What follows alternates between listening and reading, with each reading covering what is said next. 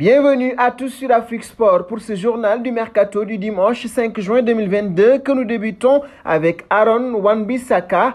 Erik ten Hag ne semble pas vouloir conserver ce dernier dans son effectif. Selon le Manchester Evening News, le défenseur latéral aurait été proposé à plusieurs clubs ces derniers jours.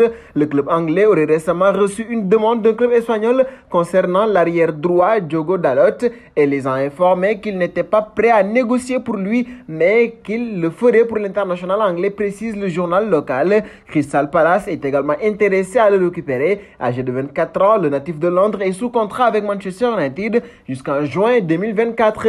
Un saut dans le dossier Rafinha, il est encore loin de la Catalogne. Si en coulisses les discussions se poursuivent entre le FC Barcelone et Leeds, elles restent difficiles. Les dirigeants du club de Yorkshire ne veulent pas d'un paiement étalé sur plusieurs années. Autant de difficultés qui ne permettent pas au FC Barcelone en délicatesse financière de pouvoir conclure ce deal. Et nous passons au dossier Paulo Dybala. Sauf revirement, Paulo Dybala ne devrait pas venir évoluer sous les couleurs de Tottenham la saison prochaine. Bien que convoité par les Spurs, ces derniers auraient mis fin aux discussions avec le joueur qui appartient à la Juventus de Turin. Selon le Daily Mail, les exigences financières de l'attaquant seraient trop élevées pour la grille de salaire du club londonien. Celui-ci réclamerait 326 000 € par semaine pour venir. Paulo Dybala profite du fait qu'il soit libre de tout contrat et donc gratuit pour son futur club. Après cette année passée dans les rangs de la Juventus de Turin, Arsenal et Manchester United, également intéressés, auraient été aussi refroidis par les demandes du buteur argentin. Et nous partons en Allemagne désormais avec Lewandowski. C'est l'un des dossiers chauds du mercato d'été qui ouvrira ses portes dans quelques jours.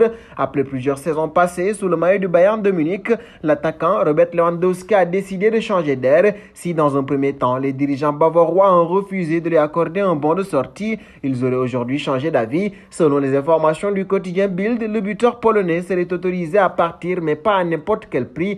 En effet, les champions d'Allemagne demanderaient 40 millions d'euros pour laisser filer la meilleure gâchette de la Bundesliga.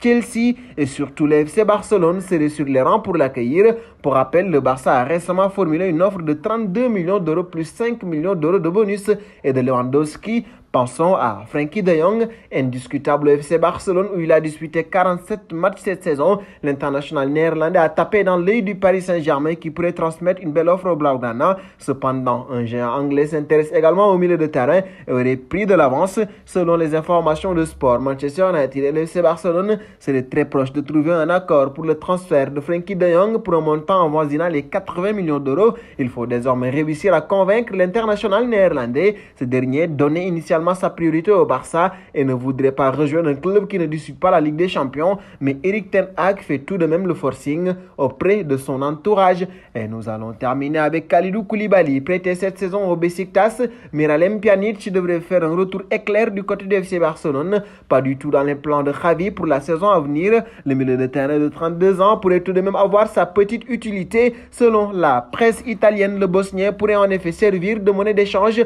lors du prochain mercato. Dans son édition du jour, le Corriere dello Sport rapporte que Kalidou Koulibaly, dont le contrat avec Naples expire en 2023, est l'un des piliers sur lesquels Xavi veut bâtir sa nouvelle équipe. Et pour adoucir le coût de ce transfert, estimé à environ 40 millions d'euros, le Barça inclurait Miralem Pjanic dans l'opération. Et nous arrivons au terme de notre journal du mercato de ce dimanche. Nous allons nous quitter avec la question du jour.